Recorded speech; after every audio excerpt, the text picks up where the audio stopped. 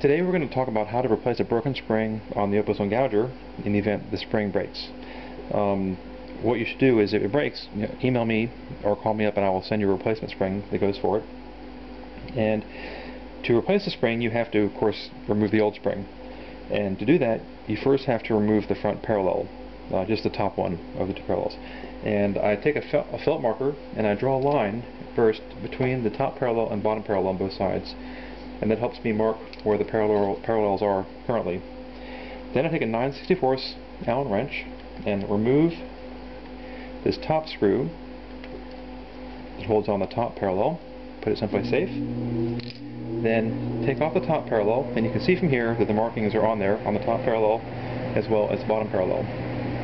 Put that again someplace safe. Now I have the pins are visible at this point now for the springs. And I have to remove the pins for both of these clips before I can do that. So I will push this 9/64 Allen wrench into the back pin, and we'll push out that pin like that. And that lets me take out this clip over here. And this spring is on.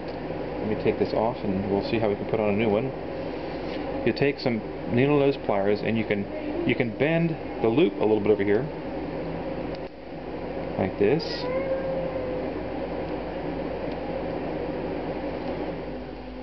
To get it off. And so when you have a new spring, you're going to have little loops at each end, and you're going to want to take the pliers and just bend the loop a little bit open so you have some access to put it onto the clip. And then you will force that opening onto, just open it a little bit wider here. Okay, just open enough just so you can fit the clip onto it. Now it goes on, so the clip is onto the thing. Then take your pliers and re-bend that loop back so it kind of closes up that space for that little loop, and then it's on there very securely, won't come off. So now that I have the first clip with the spring on, I will put it back in the gouger by putting the clip back inside between this little opening where the clip goes. Push this dowel pin back into the hole, and I'll go against the thing and I'll line it up until it reaches the hole for the clip, and then push it all the way through. Now with my Allen wrench, I'll push it in a little bit further just so it sinks in as far as it's going to go. So now that clip is on. So the other clip, I took it off previously, so it's already off. But before I put the spring on this clip, I have to, again, open up the end of this spring here a little bit by just spreading it open a bit. But then I have to take a little tool like this. It's basically like a crochet hook. It has a little hook at the end here. I will put it through the little hole the spring goes through right here. You see it goes out the other end? And so I'll take it here and then push it all the way through, and I will let that crochet hook grab a hold of that loop that I just had there, you see? Okay. And with the crochet hook, I'm going to pull that spring all the way. Whoops, I dropped it. Keep some pressure on it with the hand here so you don't let the spring come off the hook inside there. I pull it out here. Now it's pulled out from the machine like that, you see? Now this part is a little tricky. You have to grab the spring with your fingers here, but be very careful. You don't want it to snap and lose it.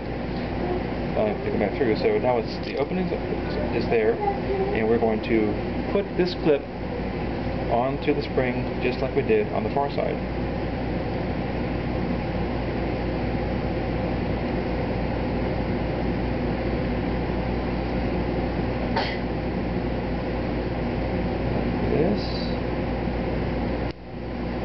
Okay, now I can hold it by the spring, or hold it by the clip now, and with those pliers, if the opening of that spring was bent a bit, you can close it back up with the pliers so that the loop is closed at the end like it is on both sides. So now we have the spring attached to both clips. Just move it around until it falls back into its hole. Take the axle pin that was taken out to get the clip out, put it back in the hole here, and then take this clip out and kind of move it around so that when you push this through there, that axle hole goes through the clip.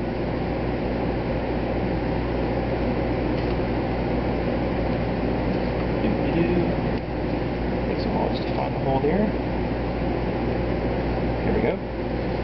Okay, and then take your Allen wrench pusher in and just push that thing all the way in until it's seated back as far as it's going to go. You can see the clip works over there, and the clip works over here. Now, put that on, take your parallel, put it back on the top surface, line up your hash marks that you had drawn previously, and reinstall the lock screw to the parallel like this, and making sure those lines are lined up. Press down on both sides of the parallels as you retighten that back up, and that's it.